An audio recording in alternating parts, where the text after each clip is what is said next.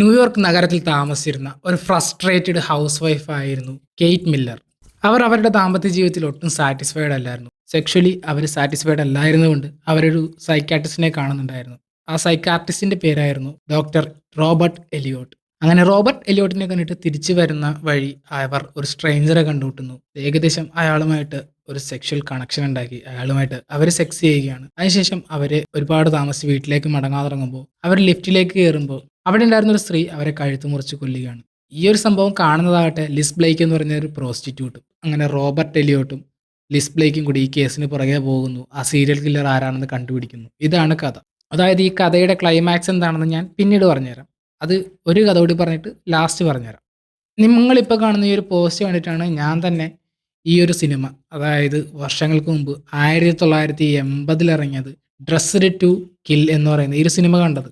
ഈ സിനിമ കണ്ടപ്പോൾ എനിക്ക് തോന്നിയ കുറച്ച് കാര്യങ്ങളാണ് ഞാൻ ഈ വീഡിയോയിലൂടെ ഷെയർ ചെയ്യാൻ പോകുന്നത്. ഈ പോസ്റ്റിൽ എഴുതിയിരിക്കുന്നത് ബ്ലസ്സി സംവിധാനം ചെയ്യുന്ന പുതിയ ചിത്രത്തിൽ മോഹൻലാൽ നായകനാകുന്നു. അതായത് മോഹൻലാൽ ഒരു പരസ്യ ചിത്രത്തിൽ അഭിനയിച്ചു. അത് പരസ്യ ചിത്രമല്ല, പുതുതായിട്ട് ബ്ലസ്സി സംവിധാനം ചെയ്യാൻ പോകുന്ന ഒരു സിനിമയുടെ ഗ്ലിംസ് ആണെന്ന് വരെ ഫാൻ തിയറികൾ ഇപ്പം നിലവിലുണ്ട്. നമുക്ക് ആ പരസ്യ ചിത്രം എന്താണെന്ന് നോക്കാം.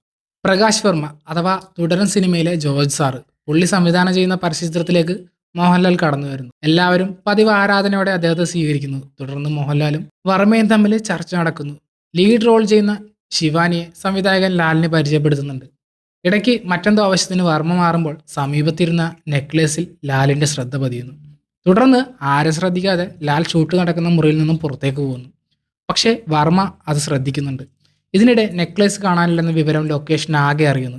അനൗൺസ്മെന്റ് നടക്കുന്നു. ലാലേട്ടനെ അറിയിക്കണ്ടേന്ന് വർമ്മ ഒരു ക്രൂ മെമ്പറിനോട് ചോദിക്കുന്നു.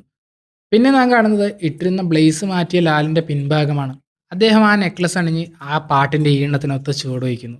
ഈ ഒരു അഡ്വർടൈസ്മെന്റ് ആണ് ഇപ്പോൾ പുറത്തിറങ്ങിയിരിക്കുന്നത്. ഇനി എനിക്ക് പറയാനുള്ളത് മറ്റൊരു കാര്യമാണ്. അപ്പോൾ ഞാൻ നേരത്തെ പറഞ്ഞ പോലെ ഈ കഥയുടെ ക്ലൈമാക്സ്, അതായത് ആദ്യം പറഞ്ഞ ഡ്രസ്ഡ് ടു കിൽ എന്ന് പറയുന്ന സിനിമയുടെ ക്ലൈമാക്സ് പറഞ്ഞിട്ട് നമുക്ക് വീണ്ടും ഇതിലേക്ക് തന്നെ വരാം. അതായത് ആ സിനിമയിൽ ആ കില്ലർ ആരാന്ന് ചോദിച്ചു കഴിഞ്ഞാൽ ആ ഡോക്ടറാണ് ആ കില്ലർ. പക്ഷേ ഡോക്ടറിന് അറിയില്ല താനാണ് ഈ കൊലപാതകങ്ങൾ ചെയ്യുന്നതെന്ന്.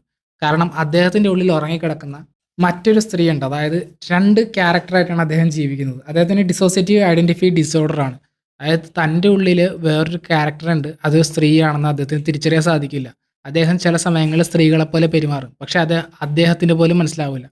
അപ്പോൾ റോബർട്ട് എലിയോട്ടാണ് തൻ്റെ ക്ലൈൻ്റ് ആയിരുന്ന കെയ്റ്റ് മില്ലറിനെ കൊല്ലുന്നത്. ഇനി അത് ഈ ഒരു കഥയുമായിട്ട് ബന്ധപ്പെടുത്തി നോക്കുകയാണെങ്കിൽ ഇതുപോലൊരു ക്യാരക്ടറിന് മോഹൻലാലിന് കിട്ടുകയാണെങ്കിൽ, അല്ലെങ്കിൽ ഇതുപോലൊരു സിനിമ മലയാളത്തിൽ വരികയാണെങ്കിൽ ഉറപ്പായിട്ടും അത് വലിയൊരു ഇമ്പാക്റ്റ് ആയിരിക്കും ഇൻഡസ്ട്രിയിൽ ഉണ്ടാക്കാൻ പോകുന്നത്.